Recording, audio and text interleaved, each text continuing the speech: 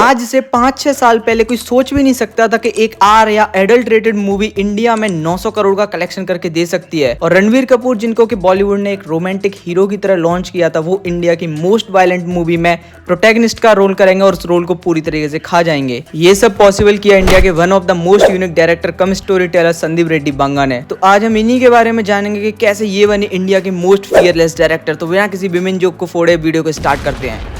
शुरू करते हैं इनके जन्म से। तो इनका जन्म हुआ था वरंगल की एक तेलुगु फैमिली में, जो करंटली तेलंगाना स्टेट का पार्ट है। इंडिया से फिजियोथेरेपी में इन्होंने बैचलर्स किया था। उसके बाद ये सिडनी चले गए थे एक इंटरनेशनल फिल्म स्कूल से फिल्म मेकिंग सीखने। और अपनी पढ़ाई पूरी करने के बाद ये जब इंडिया लौटे तो 2005 से ही इन्होंने फिल्म इंडस्ट्री में अपने कदम जमाने स्टार्ट कर दिए थे। तो ये कुछ छोटी फिल्मों में एज एन असिस्टेंट डायरेक्टर काम किया करते थे, पर इनका विजन वहां तक रुकने वाला नहीं था। ये खुद के लिए कुछ बड़ी फिल्में लिखना व बनाना भी चाहते थे। और इन्होंने काफी इंटरव्यूज में ये बोला भी है कि ये काफी बड़े सिनेमा लवर रहे हैं और इन्होंने काफी इंडियन और इंटरनेशनल कंटेंट देखा है। और सिनेमा की तरफ अपने इसी प्यार और चाह को लेकर इन्होंने स्टार्ट की अर्जुन रेड्डी की स्क्रिप्ट, जो उन्होंने लगभग 2 साल में पूरी कर ली थी। अब इसके लिए इनको एक्टर और प्रोडक्शन हाउसेस नहीं मिल रहे थे, क्योंकि एक इंडिपेंडेंट डायरेक्टर थे और इनके इंडस्ट्री के अंदर इतने कनेक्शंस भी नहीं थे। तो इन्होंने ये मूवी केवल प्रोड्यूस की थी 5 करोड़ के बजट में। ये मूवी थी तो रोमांटिक, बट इसकी जो थीम थी वो थी एडल्ट, और इसको करने के लिए काफी लोग रेडी भी नहीं हो रहे थे। और इसके अराउंड काफी कंट्रोवर्सी हुई थी। और एक कंट्रोवर्सी तो यहाँ तक पहुंची थी, एक सीनियर पॉलिटिशियन ने पब्लिक में आकर इसके पोस्टर्स को भी फाड़ा था और जनता से मांग की थी कि ऐसी मूवी ना देखे। पर संदीप रेड्डी बांगा की 5 करोड़ की इस मूवी ने जनता के प्यार के साथ 50 करोड़ रुपए कमाए। पर इस बात से बांगा को ये तो क्लियर हो चुका था कि कंट्रोवर्सी कितनी भी हो जाए, बट मूवी जनता को पसंद आ रही है और वो आगे अपनी स्टोरी, अपने आइडियाज के साथ काफी वाइल्ड जा सकते हैं। फिर कुछ सालों बाद बॉलीवुड में इसी मूवी का रीमेक बना, जिसे संदीप रेड्डी बांगा ने खुद डायरेक्ट किया, जिसका नाम था कबीर सिंह। और इसकी वजह से बांगा और शाहिद कपूर दोनों को एक बढ़िया लेवल का फेम इंडिया के अंदर मिल चुका था। पर इस बार जो क्रिटिसिज्म मिला था वो तेलुगु क्रिटिक से काफी ज्यादा था। बॉलीवुड क्रिटिक लॉबी ने फिल्म को बहुत क्रिटिसाइज किया था। किसी ने तो टॉक्सिक बोला संदीप रेड्डी बांगा को, किसी ने बोला एंटी फेमिनिस्ट। और बांगा जी का कॉन्फिडेंस उनके हर एक इंटरव्यू में दिखता है। जो भी क्रिटिक सवाल पूछते हैं उनकी मूवी को लेके आड़े टेढ़े, उनके जो रिप्लाई देते हैं और जो उनके पास सटीक उसके पीछे रीजन रहता है कि मूवी में ये सीन क्यों डाला, अगर मूवी की स्टोरी ये टर्न लिया तो क्यों लिया, उनके पास एक सटीक और एक क्लियर आंसर रहता है। बात तो यहाँ तक भी पहुंच गई थी कि बांगा ने अपने एक इंटरव्यू में बोल दिया था कि अब वो दिखाएंगे वॉयलेंट फिल्म होती क्या है। और वहां से आई थी मूवी एनिमल, जिसके रिलीज होने के बाद तो कंट्रोवर्सी जैसे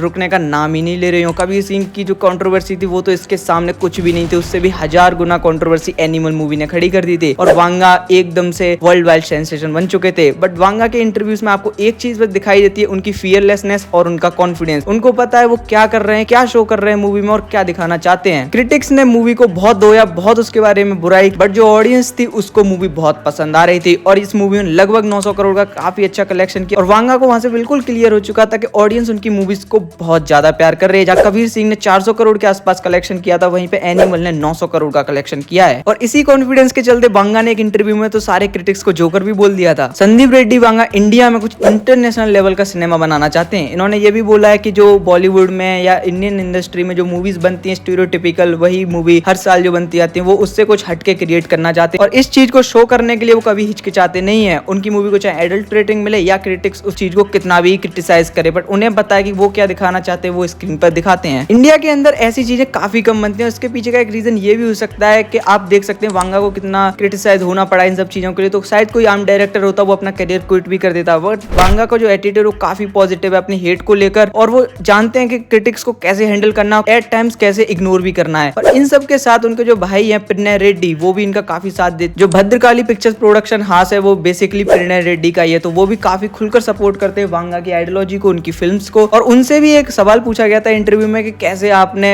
एनिमल मूवी के अंदर मुस्लिम्स को दिखाया है, जैसे अबरार हक का जो कैरेक्टर है, या फिर जो आप ले लीजिए उसमें जो बेडिंग का सीन दिखाया गया है बॉबी देओल वाला, वो काफी इंसल्ट है इस्लाम के लिए। तो प्रणय रेड्डी ने बहुत सटीक आंसर देते हुए बड़े ब्यूटीफुली बोला था कि जब बॉलीवुड में मूवीज ऐसी बनती थी जिसमें विलन्स को हिंदू या कुछ ऐसा दिखाया जाता था, तब तो किसी को कोई प्रॉब्लम नहीं होती थी। तो जो प्रणय रेड्डी का भी एटीट्यूड है वो काफी पॉजिटिव है, वो भी जानते हैं कैसे आंसर्स को आर्टिकुलेट करना है। और जो आगे संदीप रेड्डी बांगा का जो फ्यूचर इंडियन इंडस्ट्री में वो काफी हद तक ब्राइट है, क्योंकि उनके पास अभी एक मूवी है प्रभास के साथ स्पिरिट, एक मूवी उनकी अल्लू अर्जुन के साथ भी होने वाली है, और एनिमल का सीक्वल तो है ही अलग। और जैसे जैसे मूवी बांगा की रिलीज होंगी वैसे वैसे कंट्रोवर्सी बढ़ती जाएंगी, बट उन लोगों को पता है कि कैसे नॉनसेंसिकल क्वेश्चंस को आंसर किया जाता है। और कंट्रोवर्सी और हेट तो रुकने का नाम लेंगे नहीं, बट वीडियो को यहाँ पे जरूर रोकूंगा मैं। और अगर आप यहाँ तक पहुंच चुके हैं तो वीडियो को लाइक कर दीजिए, चैनल को सब्सक्राइब कर दीजिए। ऐसी किसी वीडियो में मिलते हैं हम, तब तक के लिए बाय।